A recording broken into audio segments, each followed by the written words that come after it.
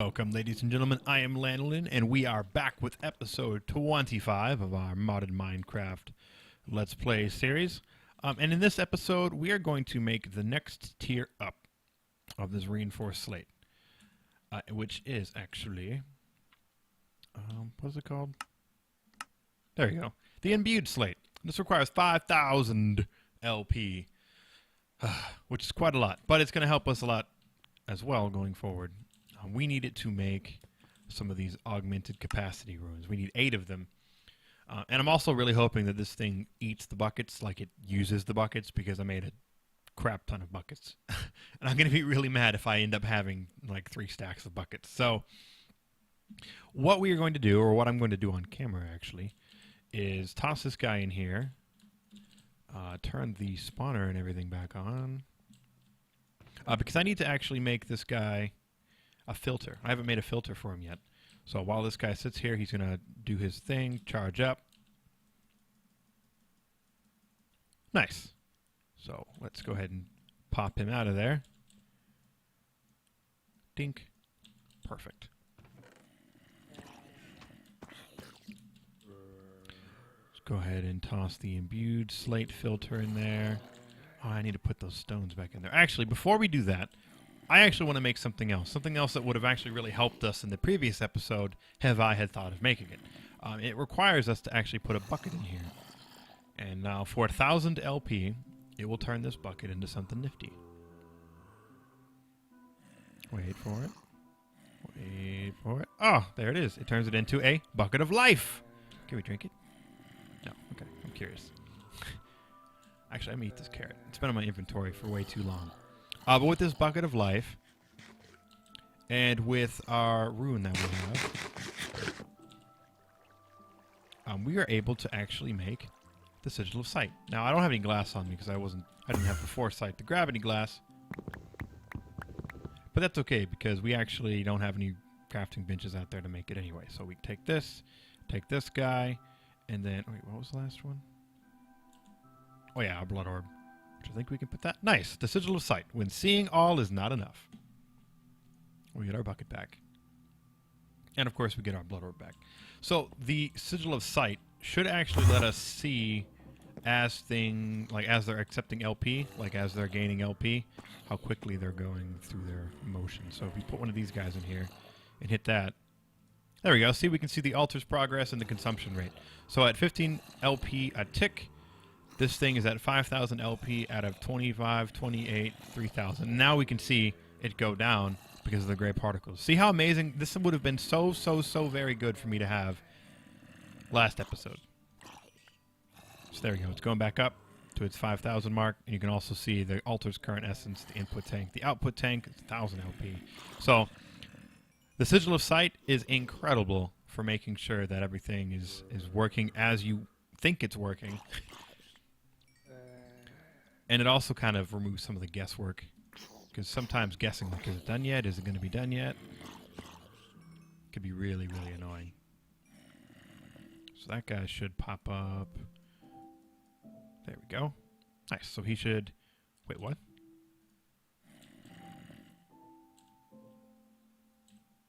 Did I not have a imbued slate in there? Oh, never mind. Never mind. It popped over instantly. I didn't notice. I'm like, what? And we have our Dagger of Sacrifice here to make sure that this guy doesn't run out. He doesn't, like, lose his stuff. And actually, we might as well just finish him off. There we go. Cool. So I'm going to do this for a little bit, get this up to 8 imbued slates, and then I will come back, and we will make some cool stuff. We're going down. We're about to make our last imbued slate. And one thing I should definitely point out, which is unfortunate that this ended up being the case, there goes our last one, is that I know at the beginning of this whole blood magic debacle, when we first started a few episodes ago, I said that it does not waste LP if you just leave it here or let it run out if you don't have enough. That is absolutely not the case. Now, that may have been another one of those Direwolf 20 config setting things that I was used to that wasn't a thing, or it's something new with blood magic that wasn't a thing but is now a thing. But I apologize for the misinformation. I have now learned that yes, indeedy, the blood will run out if you have stuff in here working on it. you definitely want to make sure that you have the full amount of blood ready or on the ready or available to you in some way whenever you start making stuff that costs a lot of blood or LP, because it will dissipate and go away. So lesson learned for me, and hopefully lesson learned from you guys as well. Just hopefully your lesson wasn't as harsh as mine was, because I spent a lot of time trying to get these to work. But it's all good, because now we have wait, what? Oh, I probably need the Magician's Blood Orb. There we go, yeah. We have our augmented capacity runes. Boom! And thank Christ it eats the buckets. Although, I mean, I guess that sucks overall in that you need that many buckets. But it's all good. So what I'm actually going to do is take... can I put my Apprentice Blood Orb rune? Can I put this in here? It'll go into my network. Oh, it doesn't tell me my network. Whoa. Do I need to make another sigil? That's kind of lame. Do you really not tell me what's in my blood network? That is kind of... Okay, so there's one downside of the Sigil of Sight. I guess it doesn't tell you the contents of your network. Your blood network. Ultra lame.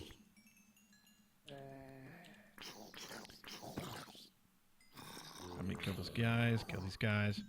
I'll let this sit here and fill up. It's going to fill up my blood network with more LP because we upgraded to tier 3, so now our capacity for blood and our life points on our network should be much, much higher, although I'm going to break this apart. Hope it doesn't get too mad at me. I'm actually about to break this very apart. It's probably going to get super pissed off. So now we're all the way back down to a little dinky piece of junk, tier 1 poopy rune. Oh, it's not even a tier 1 crappy altar. Or tier nothing altar. It doesn't even say. What? Alright, whatever. Now what we're going to do is we're going to put these augmented capacity runes down, which are going to help immensely with how much the altar itself can hold. Because at the moment, again, it's capped at 10k. And I think this should boost it up quite nicely, actually. I don't remember how much it is exactly, but we'll find out here in a second. There. Now everything should be back to playing nicely how it was intended to be. So we'll test. That doesn't say the rune either. Okay, so we're going to want to make, actually, another Division Sigil, which is, like, news to me, but is all good. Good, it's easy to make. I was kind of hoping that the Sigil of Sight could kind of do everything, but I guess if you consider how much it does, it really can't do everything, or else it would be like a gigantic, like the chat box would just be a huge thing of information. Just kidding. There we go, Division Sigil. Now we should be able to look into our blood network. Nice, we've got 14k, a little over 14,000 in our blood network. And then this should be... Nice, tier 3 altar. Sweet. Alright, so the Sigil of Sight is what we can use whenever we're sitting here working and creating things, and then the Divination Sigil is pretty much just, you know, what we're going to be using in general. Wow, an iron sword with a Vorpal 1. Wow, a creeper spawned. Huh. That means like a naturally occurring monster spawned up there. That's pretty awesome. I had a chicken spawn in there, actually, at one time. I don't know how that happened, but there was a chicken in here. I'm like, okay. Chickens, by the way, don't give very much LP. Like, it was like almost nothing. It kind of goes by the size of the monster as well. So, like, Endermans probably give the most. And as far as neutral monsters go, cows and sheep probably give the most. But I think overall, enemy monsters give the most in general. So, nice. With this now, it should show, yeah, see our capacity for our altar now is 26,000 LP. Again, something that would have been really nice before we made our tier 3 blood altar, but we can't make the tier 3 blood altar without having a tier 3, or we can't make the tier 3 blood orb without having a tier 3 blood altar, so it's all good. So with our Magician's Blood Orb, let's go ahead and put him in there. I'll keep killing zombies, you know, get this guy going up way high. As you can see, look at that, we're over 20,000 LP now in our network. That's pretty good. I am quite pleased. So now, finally, we can make what I've been wanting to make this entire time, which is, where did it go? It left me. Not the Divination Sigil or the Lava Sigil. Not yet. The Sigil of the Blood Lamp. 3 imbued slates, lots of glowstone, a torch, and of course our Magician's Blood Orb. We should have... Okay, we have one imbued slate. Well, let's get to making 2 more. You're set to imbued slates, correct? Nice. Alright, well, as these guys come in, I shall slay them and go from there. I will be back. So we just made our final imbued slate. Now, something I actually wanted to mention, if you're not into the whole making the big zombie spawner thing, what you can actually do, you can use, there are runes of self-sacrifice that actually greatly increase, there we go, these greatly increase the amount of LP that you get for stabbing yourself. You only need a tier 2 altar as well to make these, because you only need reinforced slates. So keep that in mind. If you're not really, you don't really want to do all this type of extravagant stuff, there is definitely an option for you, you lazy person, you. I'm just kidding. There's actually a lot of cool stuff that you can do if you decide to go the self-sacrifice route, because there's some cool like regen stuff you can do. You can make potions, you can use Botania flowers to do health regen, so there's definitely options. So what I'm going to actually go ahead and do is leave my blood orb in here. Actually, not that one. We need to leave that one in there. Kill these zombies. Now, I'm actually going to turn this off for now. And the rest of the zombies will just fall and I'll kill them and we'll absorb them into our blood network.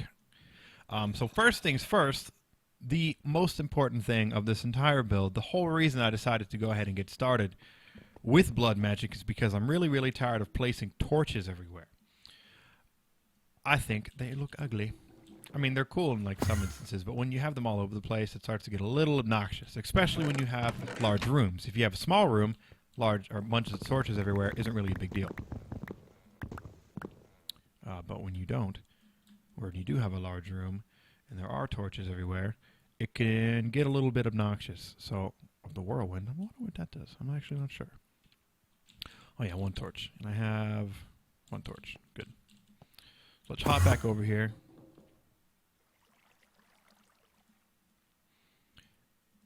There we go. Sigil of the Blood Lamp. Oh, this thing is the greatest thing ever. So the reason why I actually am dumping a little bit of LP into here to make sure that I have like a nice little backlog of LP. Oh, nice, he gave me his golden pants. Is because the Sigil of Light, or the Sigil of the Blood Lamp, produces a source block. See? Little red blood particle effect. You can break them. But it costs a very, very, very minor amount of LP. It's like 10 LP, I think.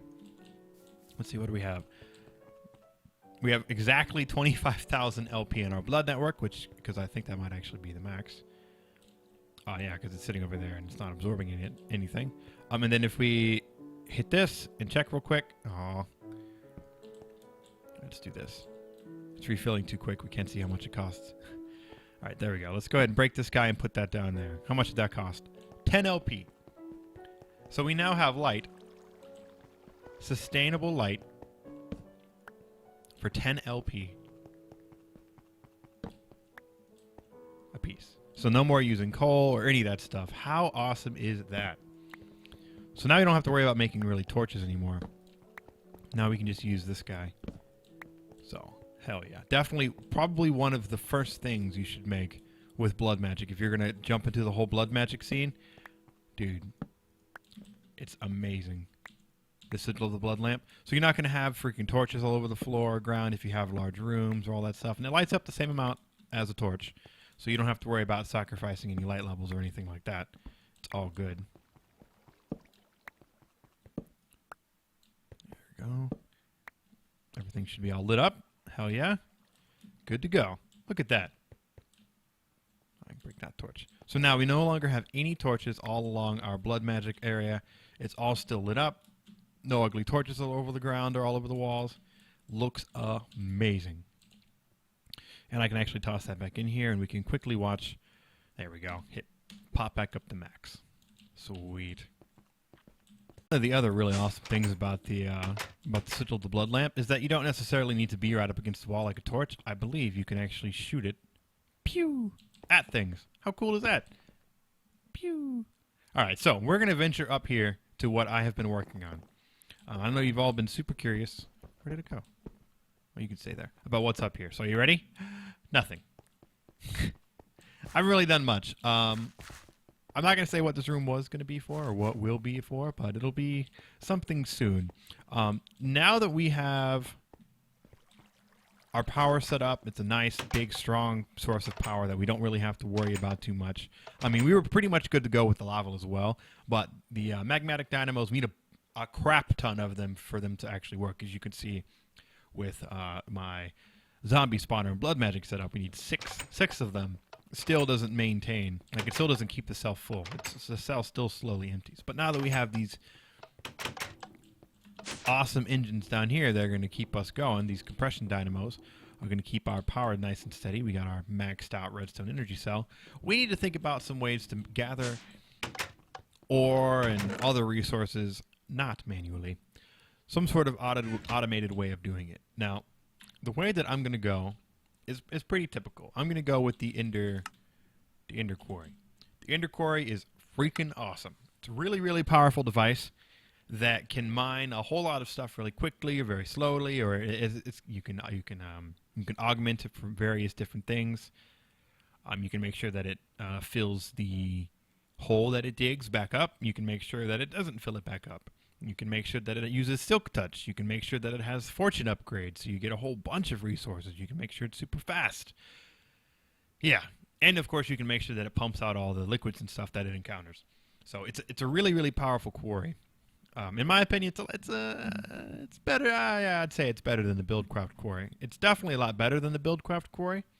However, the Buildcraft Quarry is not nearly as expensive as the Ender Quarry. The Ender Quarry requires a ridiculous amount of resources to make. The endothermic, not only that, the Ender Quarry requires 2 endothermic pumps all on its own, so there's that. It also requires the Ender infused obsidian, which isn't too bad. It requires a diamond etched computational matrix, which requires some burnt quartz, some diamonds, and more Ender infused obsidian. So we're going to need a lot of ender pearls, but those things aren't even the worst part. Not even the most expensive part. Oh yeah, and a sapling. Any sapling works. The ender cores. The ender cores are a pain because they require magical wood. How do you get magical wood, Lanolin? Well, you need that. You need some enchanted books, you need some bookshelves, and you need some gold ingots. So, one thing that's been kind of nice is that we've been getting lots of enchanted stuff, lots and lots of enchanted armors and stuff like that. So you will actually, the magical wood is actually kind of smart. The magical wood is smart in that it will actually give you the equivalent amount of magical wood based on the type of enchants that you put inside of there. And we can actually take a look at this right now. Let's grab, what was it? It was also a bookcase. Do I have any books? I really don't have any books around. Are you for Surreal? How do I not have any books? Well, that's ridiculous. Well, I should have some leather at least to make 3 books. Oh, yeah, nice. I have an enchanted book right there. Well, I know I have plenty of freaking paper. Oh, this only going to give us 1 book. 3, 4, 5, 6. Already had one on me. Calm down. Alright, so that's 3 books. And then we're going to do one of these. Grab ourselves a whole bunch of wood. Then...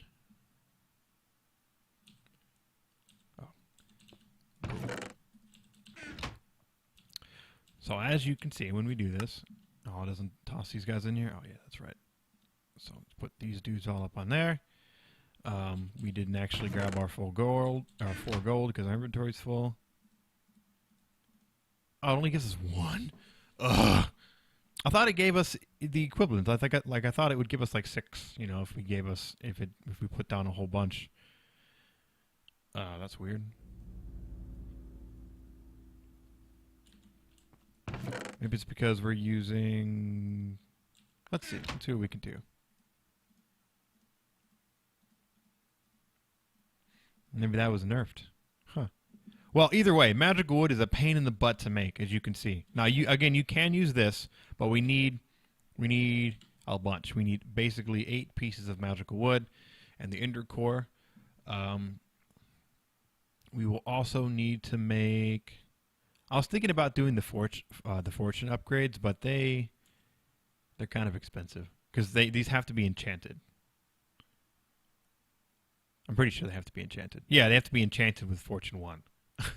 And then this one has to be enchanted with Fortune 1, and then the regular Fortune 1 upgrade needs to be an iron pickaxe with Fortune 1.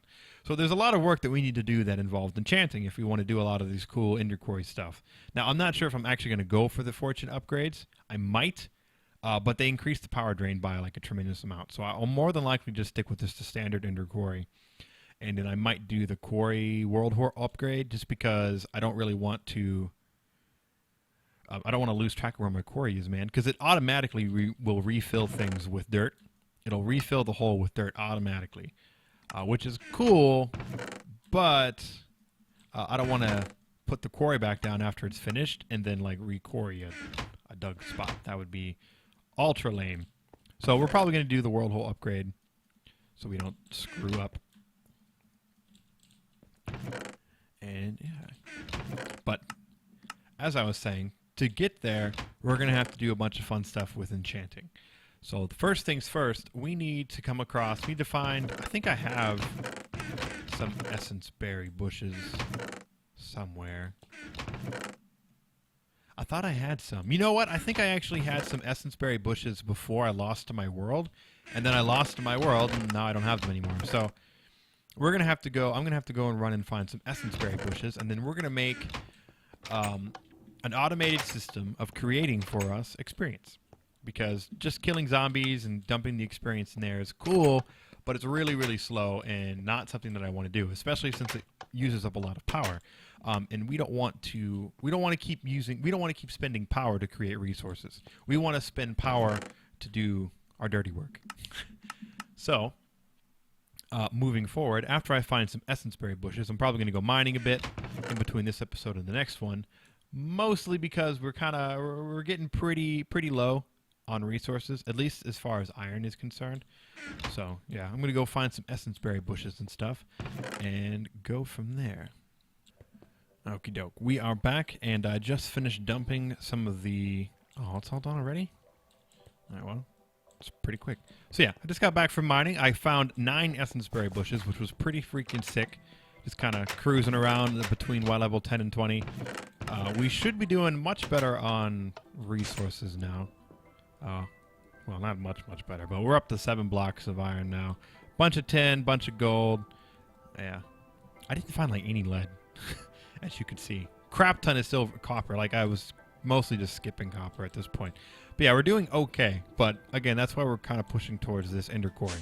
So, yeah, next episode, we're going to take these 9 essence berry bushes that I gathered on my exploits down under. And, yeah, make ourselves an awesome XP farm, because standing there killing zombies for hours is not my idea of an XP farm. So thanks for watching, guys. I have been Lanolin of LanolinTV. This has been Modded Minecraft episode 25. I hope you liked it. Of course, leave a like, comment, and, of course, if you really, really, really love me, subscribe to my channel so you guys can see more awesome content like this. So thanks for watching, guys, and I'll see you next time. Bye.